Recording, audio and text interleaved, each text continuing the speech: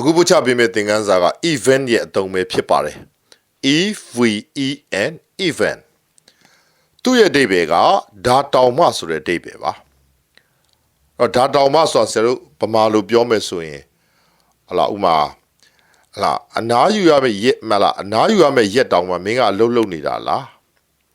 ဟလာတနင်္လာနေ့တောင်မှဟလာဒီရက်တောင်မှစသဖြင့်ဆရာတောင်မှဆိုတဲ့အဓိပ္ပာယ်ပေါ့နော်အဲ့တော့ offer စာပိုက်လေးတွေကိုဖတ်ကြည့်နေဆရာတို့ဟလာသဘောပေါက်အောင်လေ့လာကြည့်အောင်ပါ She's rude to everybody She is rude to everybody သူမလူတိုင်းပေါ်မှာရိုင်းဆိုင်နေ rude ဆိုတာရိုင်းဆိုင်သောဆိုတဲ့အဓိပ္ပာယ်သူမတဲ့လူတိုင်းပေါ်မှာရိုင်းဆိုင်နေ She is even rude to the police လာရဲတွေပေါ်မှာတောင်မှသူကရိုင်းဆိုင်နေဒီနေရာမှာ even rude ဆိုတာကဒါတွေပေါ်တောင်မှသူကရိုင်းဆိုင်နေ even ဆိုတဲ့အသုံးကဒါတောင်မှဆိုတဲ့အဓိပ္ပာယ်ပါနောက်တစ်ခုကြည့်အောင် He can even write his own name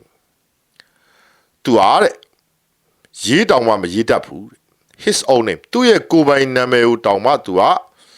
သူ့ရဲ့ကိုယ်ပိုင်နာမည်ကိုရေးတောင်မရေးတတ်ဘူးဆိုတော့ကိုယ်ပိုင်နာမည်တောင်မရေးတတ်ဘူးဆိုတဲ့အဓိပ္ပာယ်ဒါတောင်မှဆိုတဲ့အဓိပ္ပာယ်ပါနောက်တစ်ခုကြည့်အောင်ပါ He speaks a lot of languages သူကဘာသာစကားတော်တော်များများပြောတတ်တယ် He even speaks Chinese သူဟာတရုတ်ဘာသာစကားကိုတောင်မှသူပြောတတ်တယ် He even speak Chinese ဟုတ်ပြီဒီနေရာမှာဆရာတို့ even ကိုနော်ကရိယာနဲ့အနည်းဆုံးမှာထားပြီးသုံးပါမယ်နော်ကရိယာရဲ့ရှေ့မှာထားပြီးတော့သုံးပါမယ်နောက်တစ်ခုဆက်ကြည့်အောင်ပါ They are open every day သူတို့ကနေ့စဉ်ဖွင့်ပါတယ် They are even open on Christmas Day နော် Christmas Day မှာလား Christmas နေ့မှာတောင်မှသူတို့ကဖွင့်ပါတယ်ဒီနေရာမှာ open ရဲ့ရှေ့မှာထားပြီးတော့ event ကိုသုံးထားပါတယ်နောက်တစ်ခုကကြတော့ event ကိုစာကြောင်းရဲ့ရှေ့သို့မဟုတ်ဟလာရည်ညွှန်းခြင်းနဲ့နော်အရာရဲ့ရှေ့မှာလည်းထားပြီးသုံးပါတယ် event နဲ့ child လို့ပြောလိုက်တာကလေးတောင်မှဆိုတဲ့အဓိပ္ပာယ်စာကြောင်းကိုဆက်လို့ဖတ်ကြည့်အောင် anybody can do this လူတိုင်းဟာလားဘယ်သူမှဆိုဒါကိုလုပ်တတ်ပါတယ် even a child can do this even a child လို့ပြောလိုက်တာကကလေးတောင်မှ can do it ဒါကိုလုပ်နိုင်တယ်နောက်တစ်ခုကြည့်အောင်ပါ